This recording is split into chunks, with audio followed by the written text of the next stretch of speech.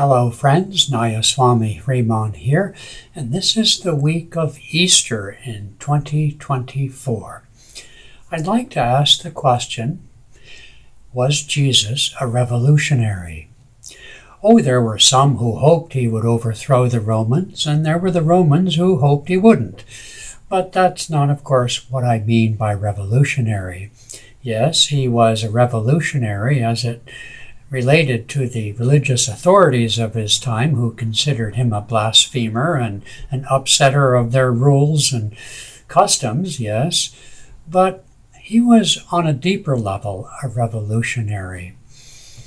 Irrespective of the historical context, Jesus made the relationship to God offered to the people of his time and to all of us of all times, that the relationship to God is, in fact, a personal one.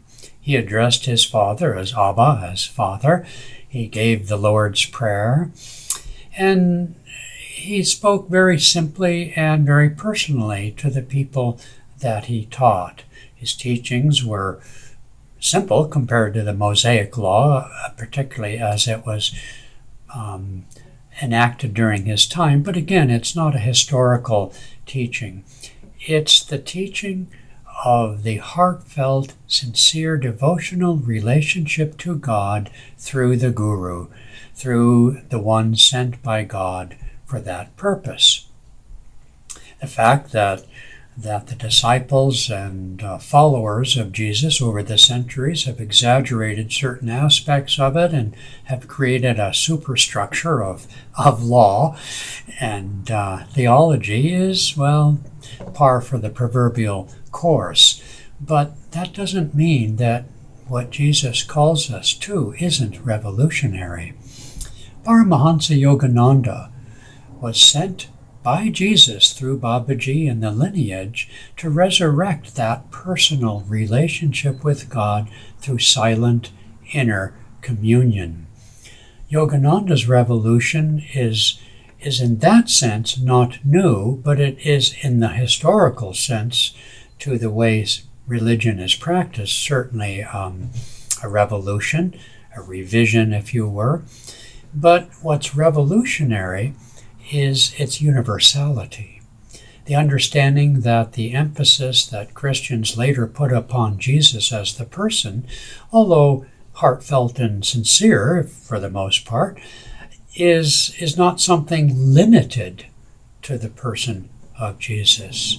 The ability to see all of us as children of God, not a new teaching, but a new emphasis. The emphasis on not using suffering as the hallmark test of spirituality, but rather nothing's new, but the understanding that spirituality is the ability to have faith, to accept what comes to us that we can't otherwise improve or change as coming from God. It is the very yogic characteristic of even-minded cheerfulness, non-attachment to outward things, that is always part of the spiritual path, but it's a new emphasis. All the world teachers are revolutionaries. There are great saints and avatars who remain somewhat hidden and don't necessarily have an outward world mission.